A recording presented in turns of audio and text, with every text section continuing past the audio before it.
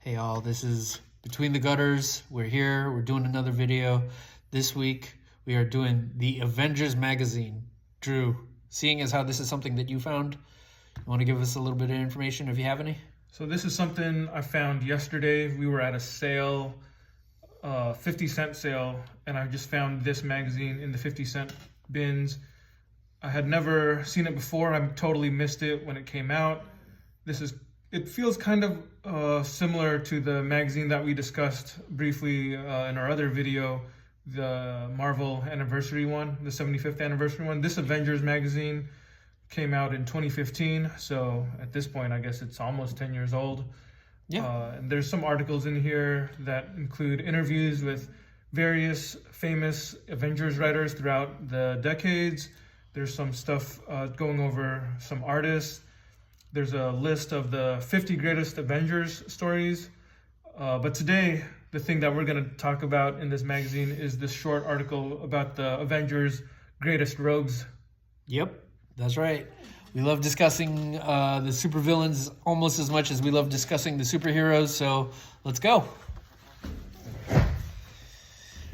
Earth's deadliest bad guys. Ranking the Avengers rogues by Dugan Trotglin. I don't know who you are, but let's hope you got some good stuff. Dugan. So the first on this list is Ultron. You see that right there, and that sounds about right. Like he's pretty synonymous with the Avengers when I think of their villains. Yeah.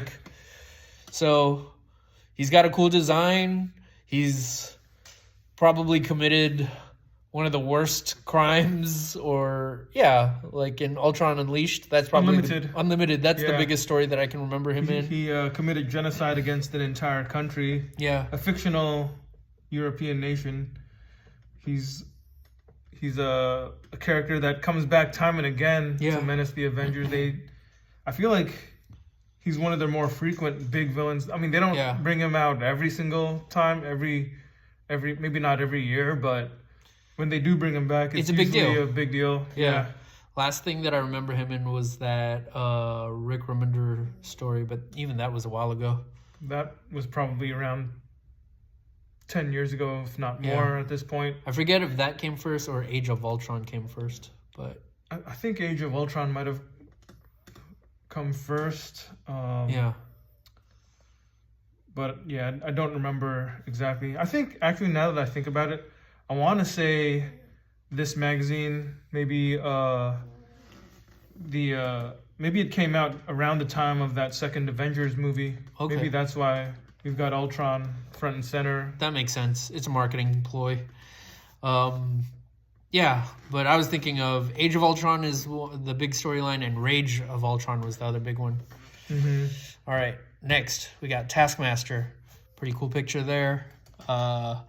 Credit to David Yarden. I don't know him, but kudos to him for doing that. I remember him. I never read too many of his comics, but he had his time when he was getting a good amount of work, from what I remember. Yeah. You like Taskmaster? I do like Taskmaster. I don't necessarily like this costume for him. The pirate suit. The ghost pirate or whatever. Yeah, the ghost pirate. I'm not sure what that's supposed to be. It's kind of it's a throwback. It's an old-fashioned look. Yeah. But it seems to be the look that they constantly go back to. Yeah. I kind of like the udon design. Yeah, that one. The comic itself wasn't necessarily like the best thing or anything. Yeah. But just as a design, I do like that design more for Taskmaster, and I wish they'd bring it back, or at least have somebody do a new variation of it. Yeah, it was more of your standard sort of mercenary look with a skull mask, because he had a bunch of guns, a bunch of pockets, and he had like a hoodie, which was it stayed in spirit to this thing that he has here. I don't know if that's actually a hoodie, but yeah, he had the hoodie in place of this, and he didn't have a cape anymore, and he had like this like graphic skull mask. Yeah, it was pretty cool. Yeah. Do you like how Taskmaster's real name is, or his alias is Tony Masters. I do like it. I do. Unlike Ultron, I can't really name the biggest thing he's ever done. I don't really have a thing like that for him. You don't have do you at least have a favorite Taskmaster story?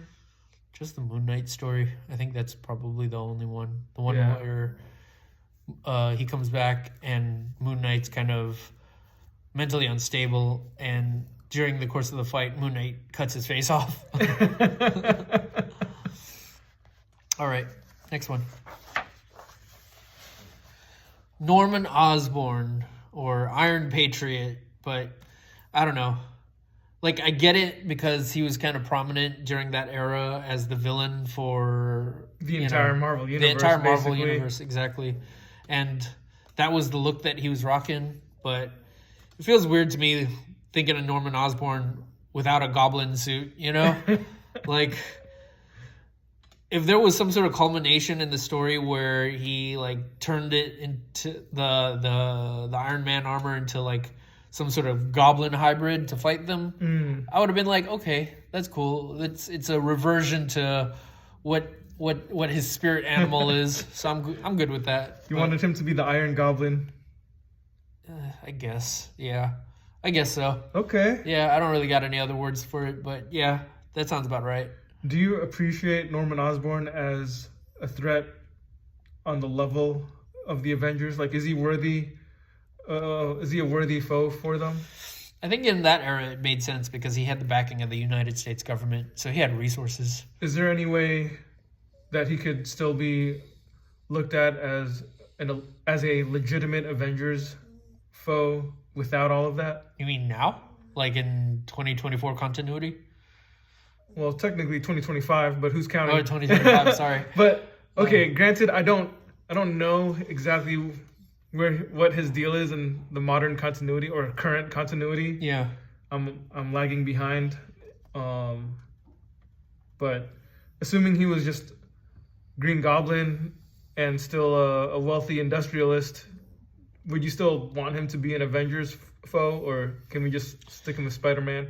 I think I'm fine with him just being a part of the past now. Yeah. Like, if they do bring him back, they'd have to do some mental gymnastics to make that stick or to make that make sense. Yeah. And I'm not fundamentally opposed to it, but they'd have to earn it. Okay. Yeah. Okay. Yeah. Fair. All right. Next one. The Avengers. So I guess they're talking about Avengers Disassembled and Avengers fighting Avengers. Yeah. I mean, there's nothing more comics than having your personal disputes with like your teammates break out into a brawl where you fight each other, right? That's how you solve all your problems, man. You Yeah. just gotta engage in fisticuffs. That's the most comic thing ever. Yeah. Why would we ever bother engaging in rational discourse? Yeah, yeah. Actually, come to think of it, we haven't seen him so far, but if we're talking villains on this list, the Hulk should sort of be on that list, right? You think so? Because wasn't he kind of the threat that united them before they discovered it was Loki? Yeah, I guess you could say that. That's fair. You know, we also haven't really been discussing any of the text in the side of here, Yeah. the side column, but you mentioned Avengers Disassembled, and it's funny how here it says the most memorable moment is Avengers Disassembled. Yeah, there we go. Yeah, everybody's got their most memorable moment. What was the most memorable moment for Ultron Unlimited? Oh, you skipped a couple pages. Pages. Not bad. Memorable moment, creating the Vision. Most villainous moment, destroying the entire country of Slovenia. Okay. Taskmaster. Most memorable moment, his flashy first appearance splash page in Avengers 195. That's not memorable because I don't remember it at all. Well, to be fair, it's probably because you haven't read it. Fair. Well, let's go back to the pages we missed then. Or did you want to go back to the Avengers? We can just go back to what we were talking about and go back. We're doing this all out of order. Yeah, sorry guys. This is masterful video making. You can tell why we're podcasters now. Stick to audio. This is the Kree and the Skrulls. I imagine that their greatest moment was the Kree-Skrull War. That is indeed correct. Yeah. I never had any real problems with them as like an alien species that the Avengers would occasionally fight. I don't think I like super love them or anything. Yeah. You know? Not even as villains. Yeah. Yeah, I never really thought of them specifically as Avengers rogues. Yeah. They're more just alien races that come into conflict with Earth heroes to me, in my mind. And it wouldn't really make as much sense for the Kree or the Skrulls to get into regular battles with the likes of Luke Cage and Iron Fist or Daredevil. So for them to cross paths with Fantastic Four, the Fantastic Four or the Avengers probably makes more sense. Yeah. All right. What do we got here? The Grim Reaper. Yep. His most memorable moment is the trial from Avengers 160. Yeah. I don't remember what that specific story is. Maybe if someone told me a summary of it, it'd sound familiar, but I'm pretty sure I didn't read it. Yeah. I think the thing that I always remembered most about Grim Reaper is, well, one, he has a scythe, so I thought that was cool. Mm-hmm. So when I was a kid, I was like, oh, I've never seen another villain with that, so that automatically made him cool in my mind. But other than that, I didn't really know much about him. Do you think Grim Reaper could beat up Razor Fist? Because Razor Fist has two blades on both of his fists. But Razor Fist hasn't fought the Avengers. Why not, man? It's a missed opportunity. You know why? It's because the Avengers be scared. They don't want to deal with Razor. They don't want to deal with Razor Fist. Yeah. The one thing that I remember about Grim Reaper is, I think he's Simon Williams' brother, aka Wonder Man. Yeah. And I think he had a chip on his shoulder because he was mad at the Avengers because he blamed them for the death of Simon Williams or something. Does that sound familiar? There's definitely some family drama involved. I don't remember exactly. Maybe if we took the time to actually read this thing. No. Somebody's going to pause the video, zoom in on this text, and be like, these guys are idiots. They don't even know what they're talking about. But I have the real answer. Yeah. Who cares? Yeah, that's the ultimate answer. He's the Grim Reaper. That's all you need to know. Yeah. All right.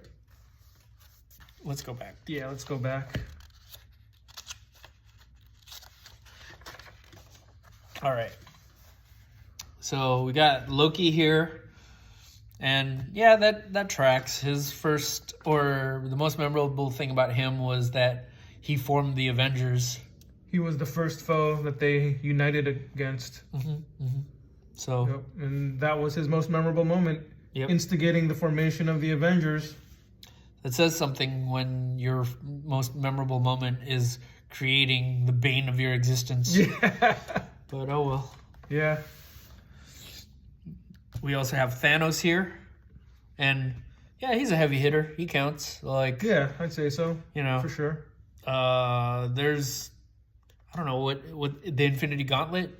Would that be his? Yep, most memorable moment, killing half the Marvel Universe. Yeah. Yeah, he did that in the Infinity Gauntlet story. Yeah, so there we go. Do you like him as an Avengers villain or just as a general Marvel Heroes general threat? Personally, I think I like him as a Silver Surfer villain, but, I guess I'll take him as a Marvel Universe threat. He's on that scale. But every now and again, we'll see him fight Thanos or fight Spider-Man or something. yeah, that's true. Which is like, what? There was also that story where he fought Kazar. Yeah, right? I don't know how that makes sense. I don't know how Kazar isn't like a stain in the jungle somewhere, but okay. Yeah, don't forget, Thanos and Deadpool faced off to win the Heart of Death. Yeah. We got Kang the Conqueror here. Let's see. His most memorable moment is his war with Immortus from Avengers. Forever. Okay, I'll give him that. Avengers Forever is probably his. I like that and the Kang Dynasty, both by Kurt Busiek. Those are my two favorite Kang stories, I think, unless there's one I'm forgetting. Yeah. Okay, I do like I do like the Rick Remender Uncanny Avengers story. He used Kang in there too. That was great. Okay. But he's someone who comes up time and time again. Yeah, especially recently, just because they were building him up for the movies. But Yeah. I feel like that whole thing fell apart for various reasons. Mm-hmm. So he's not really getting his due. Yeah. I mean, in comics he is. He's always going to be who he is. He's had his standout moments in comics. Yeah. All right. Next, we got Baron Zemo and the Masters of Evil. Baron Zemo's cool through and through. Mm-hmm. Like, the movie version of him was cool. This version of him is equally as good. He's got some pretty big moments. Under Siege, I imagine, was his moment. Well, this little article points out the two different ones, right? Because there's the father and the son. Yeah, that's true. And you got the father, who is Heinrich Zemo. He was the one who fought Cap in World War II. So his most memorable moment was setting off the same explosion that seemingly killed Bucky and sent Cap into suspended animation for decades. And that was in Avengers #4, the flashback. Yeah. But then Helmut Zemo, the one that we probably are more familiar with, his most memorable moment is leading the Masters of Evil in their takeover of Avengers Mansion, which is the Under Siege storyline. Yeah. That one was pretty notable. It felt like, even though they got beat at the end, it still felt like they won, you know? Yeah. Because they traumatized and scarred them. Yeah. Baron Zemo made Captain America cry. Yeah, once your enemy makes you cry, like, you can do whatever you want to them, but you have to live with that after that. Yeah. All right. I think that's it. Yeah. That's it for the villains. So, is there anyone that you don't feel was included that should have been included on this? The JLA. JLA is They fought the JLA. There was a comic called Avengers versus JLA, man. How come this Marvel comic magazine doesn't include a picture of the JLA? True. True words. Cowards! Afraid of a lawsuit, are you? I did think of one though. I think the Maker should be an Avengers villain. The Maker? Yeah. That's true. But to be fair to this article, I think this came out before Secret Wars. That's true. So I don't think they really had to deal with the Maker at that point. Yeah. Okay. I guess what I would say is, like, if I was to make a list, I would include the Maker. Yeah. In current year. Yeah. Anyone else?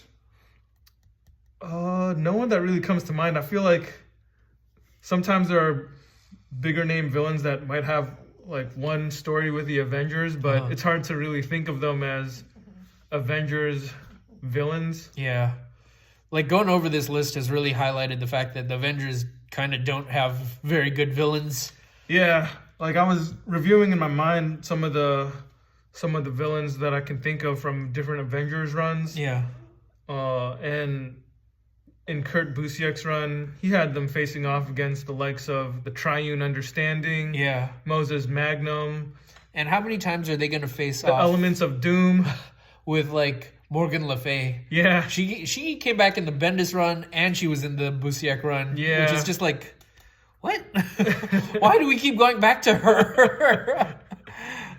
and these came out after this magazine, but like in Jason Aaron's comics, the Avengers fought Dracula, and Mephisto was a big villain. Mephisto is at least on that level. Dracula, well, we all know how we feel about Dracula here. Yeah, vampires and superhero comics, don't do it. No, sir. All right, if that's all. Hope you enjoyed the video. Share, like, subscribe.